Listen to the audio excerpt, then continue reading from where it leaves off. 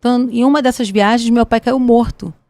Ele tomou um café, teve uma síncope, caiu morto e não voltava. Eu lembro que a gente estava numa sala com os pastores do seminário que eu já estava fazendo, e todos os pastores vieram e começaram a orar sobre ele, orar.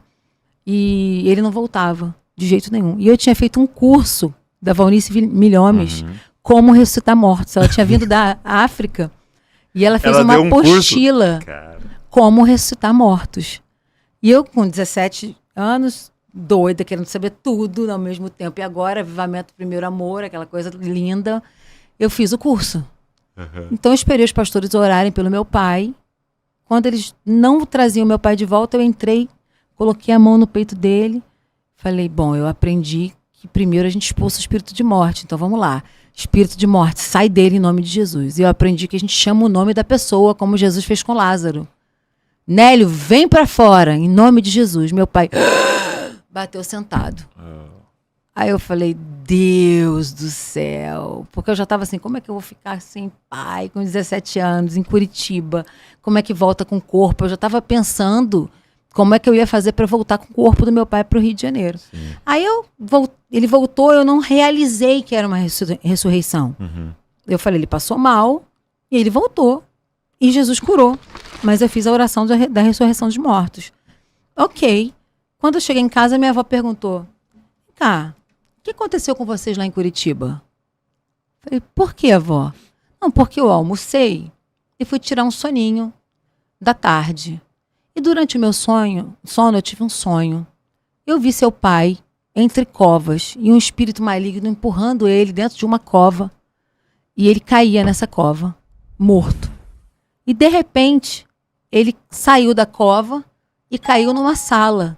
E ela descreveu a sala para mim. O sofá da cor tal, num tapete assim, tinham homens em volta, pastores em volta de vocês. E o Nélio estava no chão e você orou. Ela viu toda a cena durante o sonho. O que aconteceu lá? Eu falei, tudo que você viu aconteceu lá. Ela falou, pois é, o seu pai voltou da morte nessa hora, porque eu vi o espírito de morte, eu vi os anjos, eu vi os demônios e eu vi ele caindo numa cova. E foi isso que aconteceu. E eu fiquei paralisada. Foi minha primeira experiência de ressurreição de mortos, né? Até que eu tive uma parecida na África há pouco tempo, uma criança já morrendo que voltou à vida nos meus braços. Então, assim, eu creio nesse Jesus que ressuscita mortos. Eu creio nos sinais, nos prodígios, nas maravilhas. Eu creio. Sempre Deus vai fazer? Não sei, mas sempre eu vou tentar. Incrível. Eu sou do tipo que tenta. Não, isso é incrível. Agora, você citou a África agora, né? E eu percebo que em todo o seu ministério, sempre que eu penso em Fernanda Brum e tudo que vocês construíram, tem envolvido missões. Sim. Né? Tem envolvido esse tema das nações, das missões. Quando é que isso começou a queimar dentro de você, assim? Assim que eu me converti. Assim que eu me converti, eu queria ir para Guiné-Bissau. Aí eu me envolvi com a Jocum, com o pessoal da Jocum e tal. Eu tinha um anel de alguém que queria casar comigo, me deu um anel, e eu falei que eu não ia casar, que eu ia para as nações, para as missões. E aí eu tentei vender o anel para poder ir para a Jocum. Eram $2.700 na época que eu precisava. E eu não consegui vender o anel, fiquei muito frustrada. E aí entreguei o anel no altar para comprar a terra prometida da comunidade da Vila da Penha. Eu falei, tá aqui o anel de presente. E enterrei isso. Enterrei esse sonho. Mas continuei amando a África, amando os países. E sempre que tinha um apelo, eu estava lá na frente. E aí comecei a ministrar em estados diferentes do Brasil, em países diferentes e tudo, com a minha música que cresceu muito. Eu me casei com o Emerson em 96. E a música estourou em 96, a Amar Você. Imediatamente fiquei muito conhecida, vendi 100 mil cópias em dias. É mesmo? Pra época fui considerada um fenômeno. Ainda era LP. Era LP. Logo depois foi CD. E eu comecei a viajar para todos os lugares, mas ainda com aquela saudade, aquela vontade de fazer missões. Eu estava em palcos com multidões, mas o meu coração era aquela... Eu queria a aldeia, eu queria o pé no chão, eu queria, na verdade, o chão da África, eu queria o barro da rua. Isso queimava. E eu não conseguia nem me formar, nem formar ninguém, até que a Jocum me chamou para dar uma aula. Aí eu falei, como assim eu vou dar uma aula para o Jocum se eu queria ser jocumeira? Aí eles me fizeram entender a missão que eu estava fazendo e vivendo através dos eventos de grandes multidões no Brasil. Aí eles me perguntaram, como é que você faz isso? Falei, uau, vocês estão me chamando para ensinar como é que faz isso, sendo que eu quero que vocês me ensinem como é que vocês fazem isso. E aí eu fui dar uma aula na Jocum do Rio de Janeiro, mas quase morri, né? De chorar. Eu dava aula e ensinando o que a gente fazia com a banda, na estrada, como a gente abria o corredor de vida, como a gente fazia o apelo para as multidões, como eu descia com batera tocando tambor e trazia o povo com os tambores. E eles anotando tudo, me olhando, e eu com chorando, dando aula e chorando. E aí eu descobri o Portas Abertas. Né? Eu estava lendo um livro, Torturados por Amor a Cristo.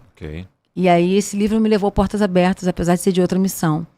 E aí eu chamei o Portas Abertas e disse, o que eu posso fazer para ajudar? Eu não tenho tempo de fazer Jocum mais, eu já estou na estrada, já tem mais de 15 anos, e eu preciso ajudar de alguma maneira. Aí eu fiz o Profetizando as Nações. Sim, que foi o álbum projeto. Profetizando as Nações, explicando para a igreja brasileira o que era a perseguição.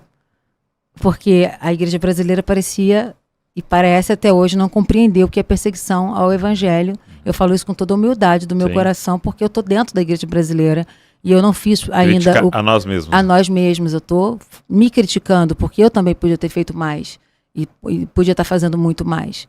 Mas aí eu dediquei esse álbum todo ao Portas Abertas. Parte da renda desse álbum foi de direitos autorais e artísticos, que não foi muito dinheiro, mas foi o que deu pra gente fazer. Mas a divulgação a mensagem e a mensagem para ensinar uma geração. Eu lembro de fazendo teatro na igreja e era com essas canções, assim. Sim. Aí eu segurava, eu representava algum país lá que eu não lembro. Sim, e o que aconteceu... Provavelmente algum país árabe. Exatamente. Isso gerou no meu filho hoje. O Isaac fala hebraico fluente. Falando pra mim, eu falei... Ele fala hebraico fluente, tá com 3 anos já de hebraico e o coração dele é pro Oriente Médio, então ele também vai estudar árabe, vai para as línguas que as pessoas normalmente não querem aprender, mas ele quer ler a Bíblia no original. Então temos um hebraísta da geração olha dele. Que interessante, né? É muito parecido o que você está contando assim com quando a gente lê sobre Davi, né? Ele naquele anseio de eu quero construir o templo, eu quero construir o templo, eu quero construir o templo, eu vou. E Deus fala, não vou deixar. Quem vai é seu filho. Mas de alguma forma você está fazendo, né? Olha o que aconteceu. Eu comecei o Profetizando das Nações, lancei o Profetizando das Nações e muitos jovens foram para a África. Inclusive teve um jovem, o Marcos Freire, com 17 anos de idade, pegou um avião, foi para a África sem saber falar nada, sem saber para onde ia, e foi servir um pastor lá. Inspirado pelo Eu Vou. E eu conheci ele há pouco tempo, há tipo 6 anos, amor. 6 anos? Mais de 6 anos. Né? Pouco tempo dentro dos 30 anos, né? Uns 6 anos. Uns 6 anos. Me mandaram para ungir um jovem no Nordeste do Brasil, e eu falei, eu não vou mais fazer isso. Todo mundo que eu unjo, que eu abençoo, me vira as costas depois. Eu tava Jeremias, sabe? Brava. Puxa vida, depois eles não lembram mais da gente. A gente cria essas crianças, abençoa, eles explodem, vendem CDs, depois não olham mais na cara da gente. Eu tava nessa crise. Ok, cheguei lá, eu ia fazer um filme iraniano, me chamaram para ser atriz de um filme iraniano, eu desmarquei essa gravação do filme iraniano para ungir esse menino. E fui. Cheguei lá, contrariada. Aí Deus falou comigo assim, ouve a música dele. Aí eu ouvi. Quando eu vi a foto dele, eu tinha recusado ele num concurso do meu estúdio. Eu tinha tirado ele. Eu falei, não, esse não, vou dar o prêmio para outro. Eu falei, gente, quando Deus quer fazer, né, não tem saída. Eu fui para lá. Vai te perseguir, né? Aí Deus falou comigo, unge esse garoto. Eu peguei uma jarra de 3 litros de azeite, virei nele, acabei com o carpete do Verbo da Vida.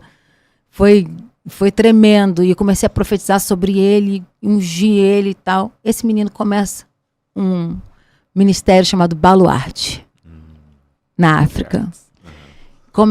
Tem 5 anos que ele tem o Baluarte. E agora, quando me chamaram para comemorar 30 anos de ministério, me perguntaram, onde você quer gravar? E fizeram várias reuniões, fizeram brainstorm, né? Vamos lá, vamos fazer no norte do país. Eu falei, quero fazer em Manaus, quero fazer em tal lugar, tá. Deu aquela reunião toda. De repente eu olhei para o Alex Passos assim, falei, eu quero ir para a África. Eu não vou gravar. Pelo menos a primeira parte não vai ser no Brasil. Depois a gente vai fazer uma parte no Brasil. Aí ele, para a África, como? A gente não tem recurso para a África. Não tem budget para isso. A gravadora não vai bancar isso não existe. Você vai para a África como, né? Foi um negócio, não foi o Alex que disse isso, mas todo mundo da minha equipe falou, Fernanda, como é que você vai com uma equipe de 20 pessoas para a África? Eu falei, nós vamos fazer... Toda a equipe. Eu falei, nós vamos fazer um impacto missionário. Como a equipe vai, eu não sei. Mas eu vou com os médicos. Liguei para o embaixador de Israel, falei, vamos lá, vocês têm os médicos de Israel para ir com a gente para a África, para fazer um impacto evangelístico na África. Evangelístico não, um impacto humanitário na África com os médicos de Israel. Eles, vamos ver. E começaram a ligar. Aí eu chamei os médicos da Humanipan no grupo. Alô, missionários, quem vai nesse impacto humanitário comigo para a África? Eu estou indo para Baluarte e tal. Eu falei na Sony. E qual é o país? Luanda. Luanda. Falei na Sony, olha só, eu já vou. Se vocês quiserem filmar... Me acompanhar. Vambora. Olha, eu fiz um apelo na igreja. Domingo. Tipo, domingo passado, não, terça passada. Agora? Agora. Retrasada. Fiz um apelo na igreja, falei, queridos, eu tô indo fazer um impacto humanitário na África. E se for gravado, amém. Se não for gravado, Belém. Sabe? Eu tô indo. Deus me chamou para isso. Eu tô sensibilizada com 100 crianças que perderam seus pais mortos na frente delas. Crianças pequenininhas, crianças com 4 anos, crianças com 5 anos. E eu tô com um jovem que eu ungi com essas 100 crianças que ele tem que alimentar. E eu não vou ficar em casa, eu vou para lá. Então, se vocês puderem ajudar, tá aqui a máquina de cartão, vocês podem ajudar. Eu tô tirando as minhas passagens com a Emerson e eu preciso levar 20 pessoas.